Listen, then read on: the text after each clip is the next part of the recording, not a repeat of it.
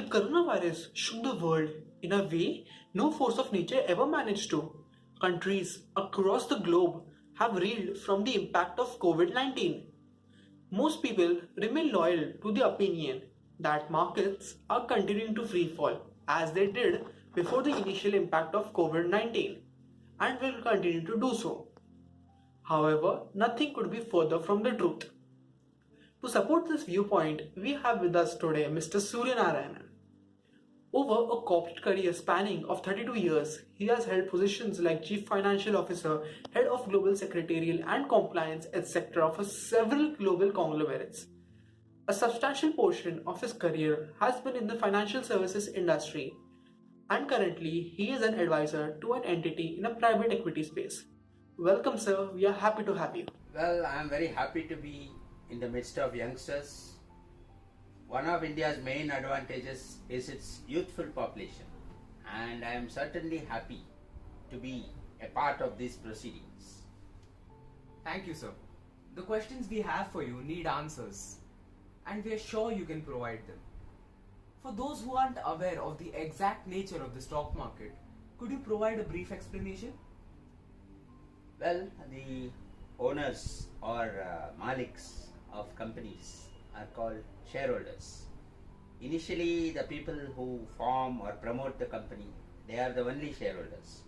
But as a company expands, they need more and more capital. It is not possible for them to bring in all the capital. At that point of time, they start looking for people outside who can bring in capital. So, new shareholders come in, and beyond a particular point, the company feels that it is mature enough to get listed so that its shares can be freely bought and sold in the stock exchange. That is called going public. I see. So these stock exchanges, which Mr. Suryanarayan mentioned, are the main focus of our study. Only a company that is listed on a stock exchange will have its shares available for purchase. In India, we have two main stock exchanges: the National Stock Exchange, referred to as NSE or Nifty, and the Bombay Stock Exchange, referred to as Sensex or BSE. I hope our audience will now have an idea of the stock market and stock exchanges. Let's divert the spotlight to our main issue, the current state of the market. To kick it off, we'd just like to know how bad the initial hit was to the economy because of COVID-19. Stock markets are largely sentiment driven, and after the lockdown, the indices tanked by as much as 35%. Sounds bad. However, that isn't the situation as of now, is it? According to our research, Indian market indices have actually tracked growth. Now, is this just a temporary improvement, or is the Indian market really recovering? Well, some of the indices which you named have grown by as much as 41%. That is a very encouraging sign as far as the equity market is concerned. That's a sigh of relief we all needed. India's market indices are also impacted by global indices everywhere. So, is it just India that's recovering, or is this pattern universal? Well, if you take USA, which is the biggest stock market, the Dow Jones and Nasdaq have recovered by as much as between 40 to 55%. This is for the simple reason that USA never really locked down its economy, and the economy continued to show normal activity. Sadly, the same cannot be said of their COVID curve, which has reached 3 million cases now. We let our audience marinate that thought. Moving on, we decided to pick a few major sectors from the National Stock Exchange, such as the information technology sector, the pharmaceutical sector, the financial services sector, and the fast-moving consumer goods sector. We felt these would be more interesting to discuss because of recent developments that have occurred in these fields. For example, Google has partnered with Reliance Jio to develop entry-level 4G and 5G phones, which has resulted in a jump in the IT sector.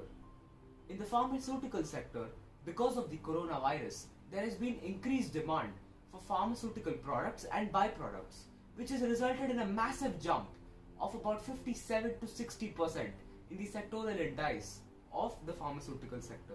What do you think, sir? You are right. these sectors continue to grow well, and because of the huge opportunities COVID has provided, they will continue to do well for quite some time and maybe in the predictable future. Okay, I think we can see this as one of the positive effects of the coronavirus. But has there been any overall positive impact on the economy owing to the virus? At this point of time, it's a little bit difficult to state that because the cons overweigh the pros by a huge margin, I see. and the overall impact cannot be estimated at this stage, except stating that some sectors have done very well and some sectors have shown degrowth. Well, now that we're aware of the current situation of the economy and the stock market, do you think it's a good time to invest during this crisis? Well, according to me, any time is good to get into the stock market. But the basic thing is you need to decide whether you are going to be a trader or an investor. If you are a trader, you take a position whether you want to buy a security and then wait for a few days and then sell it, and sometimes you may make profit on the same day. So obviously you can get in any situation. All that you need is to buy and exit or sell and exit. Whereas if you are going to be an investor, again, any time is good to get into the stock market, because in any market situation there are always stocks available at good prices, bargain buys, in comparison to their intrinsic or future value. So basically, in any market situation, whether you are a trader or an investor, any time is a good time to get in. Which sectors would you consider that are worthwhile investing in short term? And what are your suggestions for the same in perspective of long term? Okay, as I was mentioning, there is no short-term investment in a stock market. Either you are a trader or you are an investor. So if you are a trader, your perspective may be for a few days, for a few weeks, maximum a month or so. But if you are going to be an investor, you need to have a perspective of 3 to 5 years, preferably 5 years, so that the ups and downs of the stock market do not worry you. Having said that, today there are good buys in the stock market, like fast moving consumer goods and two-wheelers, four-wheelers, anything to do with consumption, anything to do with India's growth story. All these are good buys. I see. That's interesting. Could you tell us where you source this knowledge of where, what, and when to invest? Yeah, it is actually, the process is very, very simple after everything has gone online. You just open a trading account and a demat account with one of the reputed brokers. It could be ICICI Direct, Axis Securities, or Zerodha. Once you open an account, you have access to their research database, and on a daily basis, whether you are going to be a trader or you are going to be an investor, they give you stock recommendations. When to buy, how long to hold on, what is the prospective time frame within which you will make profits, etc.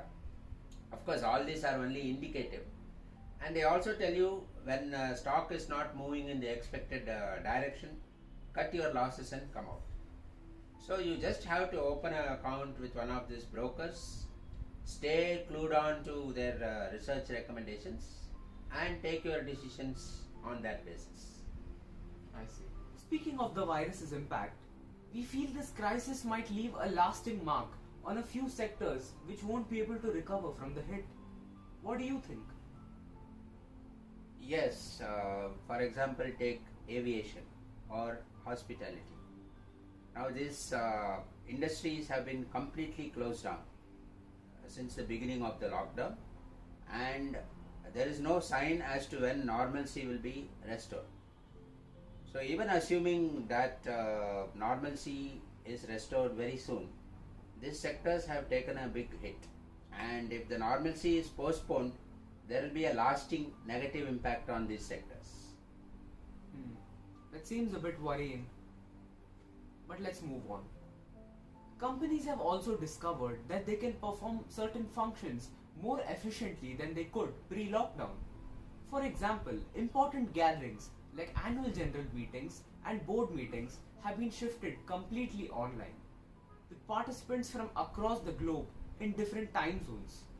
Previously, companies had to bear the costs for the members' stay, their travel expenses, their food, etc. This is just one example of how much is shifting online.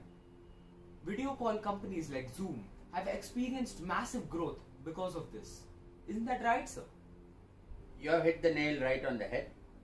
I myself have conducted several board meetings and other meetings during the lockdown across several time zones, and the meetings have been conducted in a very seamless fashion, and the participants expressed that there was a huge saving in time for them.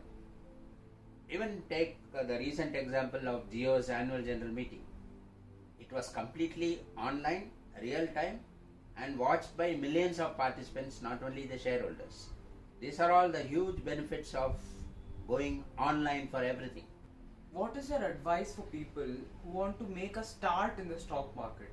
The part of our audience who sees themselves as future investors. Yeah. So basically, first of all, you decide whether you are a trader or an investor. If you are going to be an investor, and if you don't want to take the risk of investing directly in the stock market, you get into the stock market through equity mutual funds. There are good equity mutual funds available. Put in small sums. I mean, an investment can be as low as 1,000 rupees at a time. Put in small sums, and over a period of time, 3 years, 5 years, that money will definitely grow. Here what happens is, instead of you managing the buy and sell, the fund manager does it for you. And therefore he will be doing this job on a daily basis. You don't have to worry about your investments daily. Having said that, any fund has to be, or fund performance has to be monitored. And all the funds publish benchmarks relative to their peers in the industry. So at least on an annual basis, preferably quarterly basis, you look at the fund performance, and if the fund has consistently underperformed, it is good to exit that fund and get into another good fund. That's very nice to hear, sir. Since you've introduced a ray of positivity and optimism, can you provide any other events that we can use to distract ourselves from the dark times of our economy? There are several bright spots. For example, Google invested about 33,000 crores on the Jio platform. Facebook came in with a 43,000 crore investment, and the overall investment by foreign majors has been about 1.5 lakh crores in just a matter of a few weeks. That is a huge endorsement of India's future potential. That certainly is a bright spot. Thank you so much for your valuable input, sir. We definitely understood the market landscape, so I hope our audience did as well. My team and I hope you enjoyed this interaction with us. You guys represent India's bright future, and I absolutely enjoyed this interaction. Just one thought I would like to leave with you. There is no dearth of money to fuel your dreams. So just pursue your passion, and success and money will automatically come. Thank you very much for this opportunity. Thank you so much, sir. We'd like to thank the school and our teacher, Manisha ma'am, for being a constant mentor to us. I'd also like to mention our buddy, Arnav Tilan, who has been of great help with this project. Thank you for listening, everyone.